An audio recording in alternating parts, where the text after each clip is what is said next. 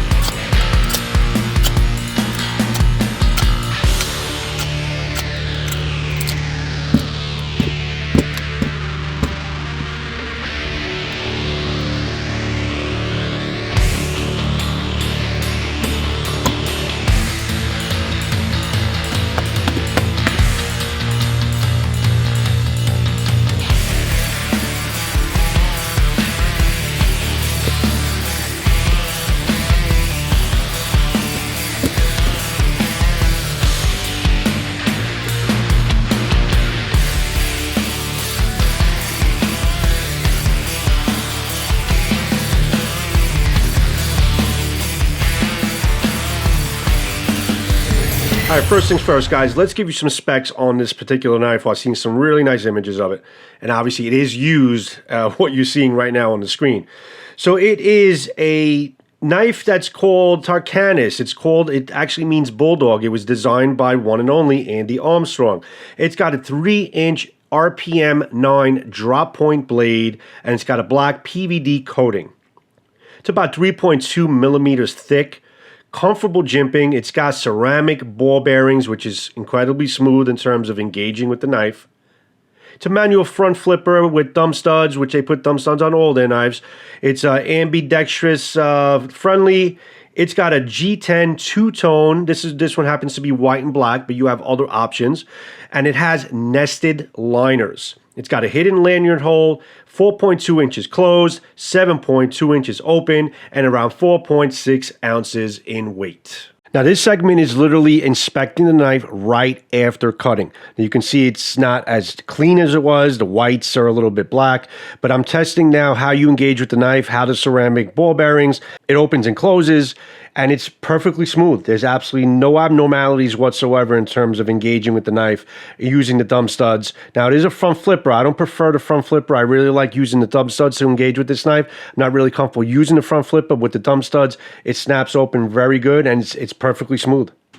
Further inspecting the blade itself, obviously there's a lot of scratches on the blade on the black PVD coating from the steel belted tire, which is understandable. From looking at the edge itself, and I really had to get a magnifying glass to really see it. There's some more deeper scratches in the edge itself that you really got to get close to really look at it. And so I actually didn't realize it until I took it inside. But not anything that's that bad that I would say the knife is damaged, because even with all of that abuse cutting into the steel, really all you need to do is really put it through a belt, a couple passes on a belt, or maybe a stone if you like working with stones, strap it up, and the edge is going to be perfectly fine. I don't see any damages other than some deep scratches in the edge from even all that abuse of really cutting into that steel belted tire. But I would say RPM 9 steel, I wouldn't try this again on this type of steel because I don't think it can really take that type of use to cut into metal. I would say maybe D2 and up would be a little bit stronger to be able to handle something like that. But other than that, with all of the hard downward throws, with all of the piercing and the stabbing, the hard stabbing into the logs, the abuse to the point, the batoning, you know, the heavy batoning on the petrified wood. The lock never disengaged. It stayed comfortable. It never slipped out of my hand. You know, a little bit pain on the thumb from pushing it hard, but other than that, very, very comfortable in hand. The handle is big enough for large hands, but might have an issue with extra large hands. There's just enough room maybe for an extra large hand, but it's big enough for my hands to be able to work with it comfortably. But very impressed that it took so much and it's still in very good working condition. Other than the edge needing a little bit of love, it actually handled everything very well. It's a very good, tough knife from RoseCraft Blades. All right, guys, as always, on our channel, we support our U.S. veterans. Hashtag 22 a day no more. What that means, guys, is that 22 veterans a day take their own lives. So anything more than the number 0 is way too much. So what we're saying is, veterans, you have a place here on our channel. And to our active military, much love and appreciation for everything you do with us every day.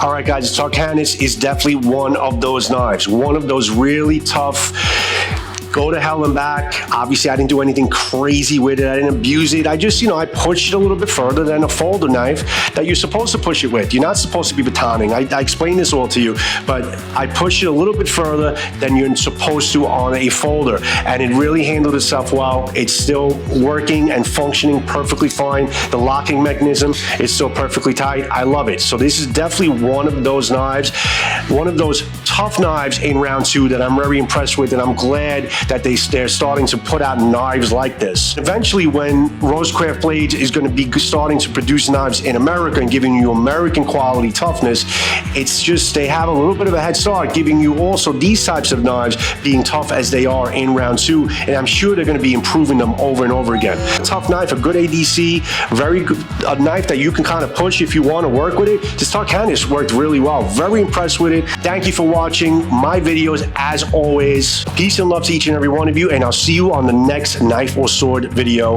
hopefully the next RoseCraft Blade video coming up soon. Have a good one, guys. Ciao.